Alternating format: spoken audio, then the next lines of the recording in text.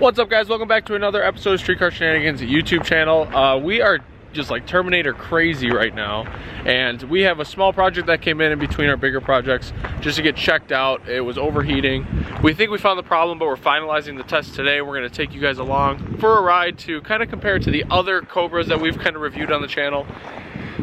We obviously did Charlie's, which is a VMP car on 93 octane. It's a VMP Gen 2. We're building a VMP Gen 3 that will be at 93 octane. Then we also took a VMP Gen 2 on E85, Benny's car. That video hasn't come out yet, but I'm working on it. That'll come out. We just kind of took it for a blast around the block, gave us our impressions versus Charlie's car. Now this one is going to be very comparable to the Benny's car.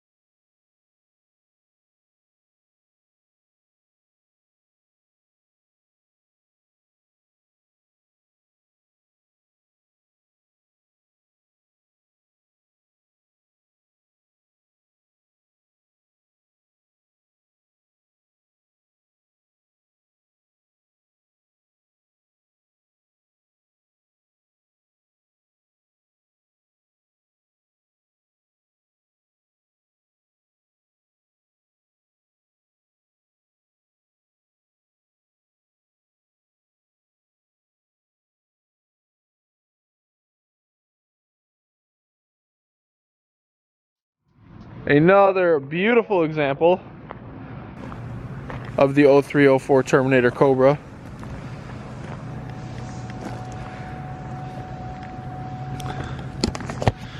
Now at some point I very much see us in the future limiting how much we drive these on the channel, because we're eventually going to be repeating very similar setups over and over again.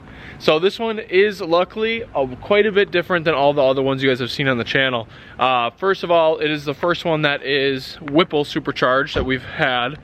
Aside from the black convertible you might have seen in an earlier video, but we didn't really drive that one. But this is also a 2.9 Whipple car. It's on E85. It has a T56 Magnum. It's got a really loud exhaust. I think it's got Cook's long tubes, Off-Road X with, Dan, what are those loud mufflers? I don't think it's got them. Oh, they're more or less tax, but it's not those. Whatever they are, they're loud as hell. SLP loudmouths maybe? I don't know, they're loud. So it is Redfire. It's just like the car that we're building from New York. It's even got the wheels that the owner of the New York car wants.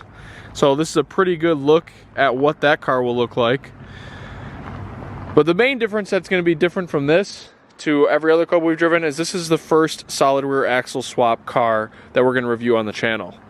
And the main question is, did it ruin it? Dan says yes. Dan says it ruins it right away. I just don't think it's worth it. Might as well buy a different car if that's the case. Not to throw him under the bus, but obviously I'm going to side with the solid rear axle because I'd rather drag race it. It's badass. It is cool. It is sick. It is sick. And of course you don't want to be doing this every time you go to the track. Cue Dan's half shaft braking footage. Oh! That was number 2, by the way. Yeah. So we're going to go take it for a quick ride. We have been driving it quite a bit. It was overheating.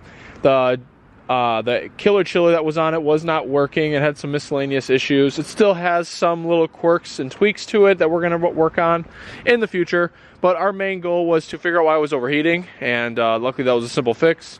And then we also decided to nix the killer chiller from the system since they could not get the air conditioning leaks fixed. So now it's got an AFCO dual pass intercooler heat exchanger, which matches the AFCO aftermarket radiator that's in it. So that's pretty sweet. It looks pretty clean. And it's beautiful. Look at that sun.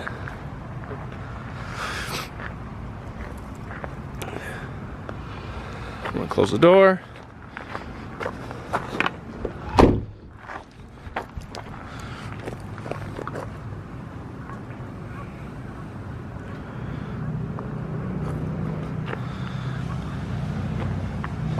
Pop the hood real quick. Give you guys a quick glimpse of the engine. I know we already got some B-roll footage of it, but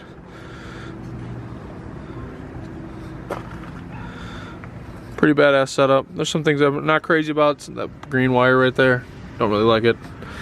But otherwise, for the most part, it's pretty much how you'd have to do it.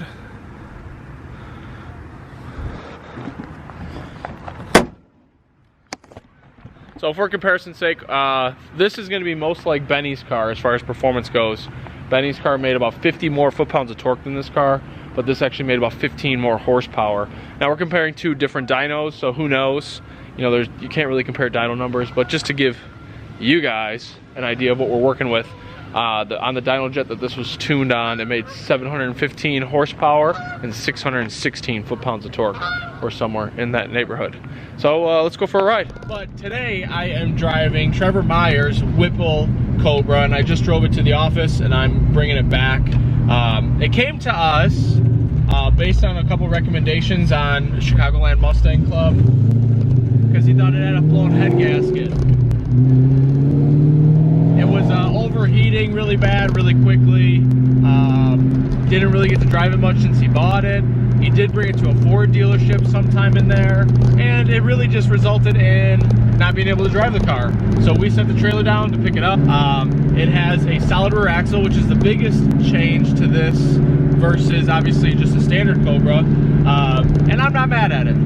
Me and Dan actually drove this car together last night. It was way too dark. We were going to use it as a review, but we'll probably end up clipping that in here now and then, because we had some pretty good conversation about, you know, what did we think about this car. And we had some fun driving it, so yeah, I'll clip that in here where appropriate. But anyway, back to the car itself. It is a 2.9 Whipple, stock bottom end, stock cams, E85, T56 Magnum. Oh, turning.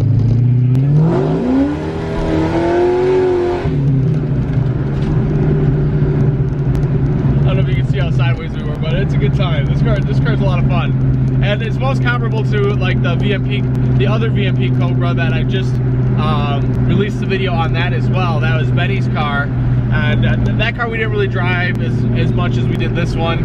We really enjoyed this one. We found a lot of quirks that still need to be worked out with it, but let's dive into the issues it had. It overheated almost instantly, but when he brought it to us, we didn't drive it right away. We just kind of checked the basics. It was extremely low on coolant. The intercooler did not have any coolant in it. There was AC dye all over the thing. So when we contacted him, we're like, hey, you know, what's going on with this thing? He said that he recently took it to a Ford dealership to replace the AC compressor.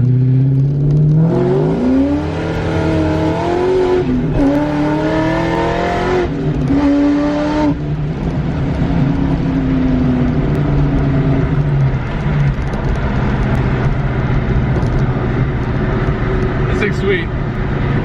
Hopefully the wind noise isn't too bad. But we I asked him what's up. He said he had the AC compressor replaced at the Ford dealership.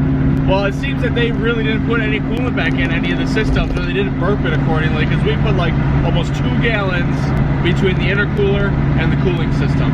And once we did that, we burped it, we let it run. We did not have any issues with it overheating, but we did proceed to do a compression test, which was shaky.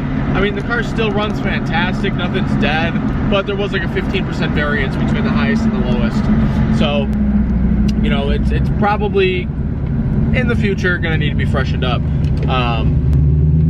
We did put oil in all the cylinders. It didn't really help them too much, so it's probably more like valve and head, you know, refreshment than it needs.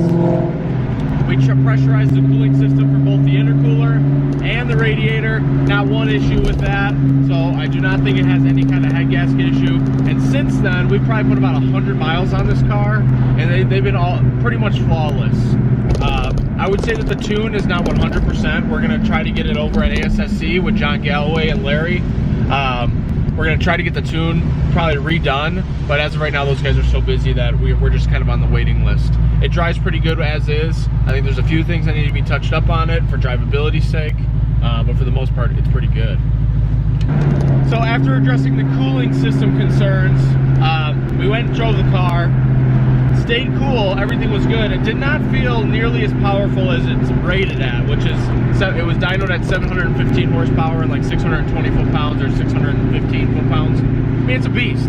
Especially with a solid rear axle and drag radials, the car should be a rocket ship. So there was some issue there. Luckily, he's got one of these gauges on the dash, and all it does is voltage and charge temp. So when we were just cruising it around, we looked down and the charge temps were like 175 degrees. Ridiculous. I mean, this thing was pulling a ton of timing based on intake air temp.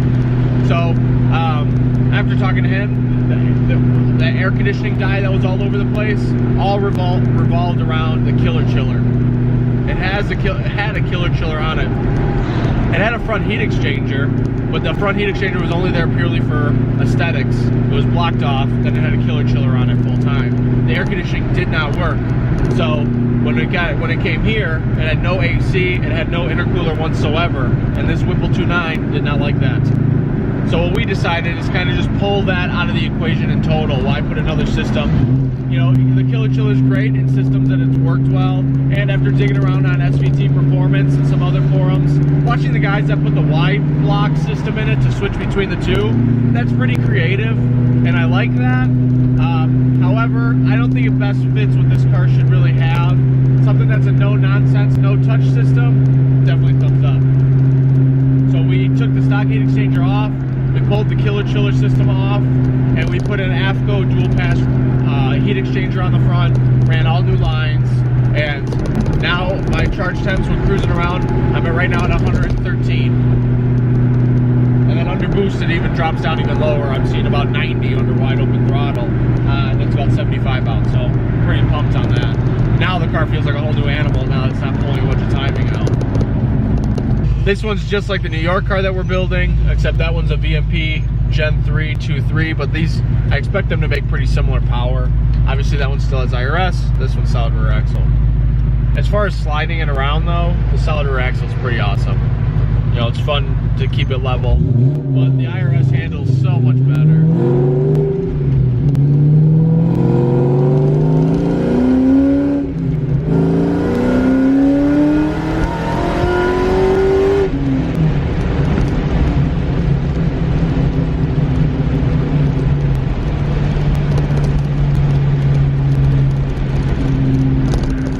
Definitely a little funky way up top. I'm going to advise that we don't really play with it too much up there until it gets retuned. You know, we probably should flow the injectors, make sure those are good. The spark plugs that we pulled out of it were old, and especially on the 85, they're corroded and rusty and not good. So obviously I think the previous owner had a little bit of neglect for general maintenance. So we definitely addressed those issues, but now I think getting the injectors flow tested and putting it back on the dyno is in order. But guys, that is going to wrap up my portion of this video. I'm going to put our last night drive in here as well, so you guys can see what we kind of thought about it when we were driving into the nighttime. So it's going to be dark, but you know, we had some good conversation, we had some fun. We put a GoPro on the side to see what we could capture, and I'll put that in here. But thank you guys so much again for watching. Make sure you smash the subscribe bell, get the notifications on the new videos coming up, and we'll see you guys on the